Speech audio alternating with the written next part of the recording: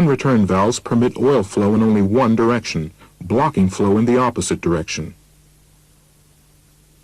Because of the tighter seal of this valve design, non-return valves are always constructed as poppet valves.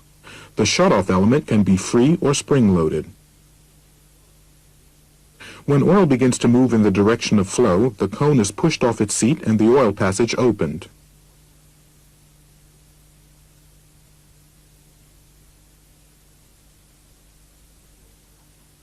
Any flow in the opposite direction causes the valve to close.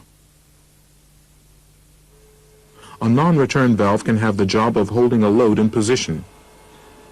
This means that leakage oil losses, which usually cannot be avoided in directional control valves, have no effect on the cylinder. If a platform lift, for example, is in the advanced position, a non-return valve prevents the piston from gradually retracting.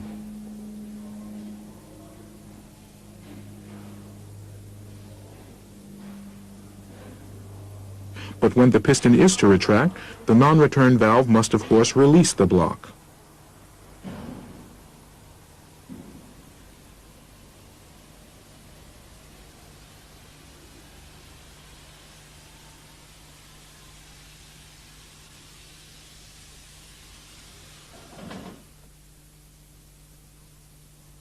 In a non-return valve with unlockable function, the non-return valve initially blocks the line in one direction.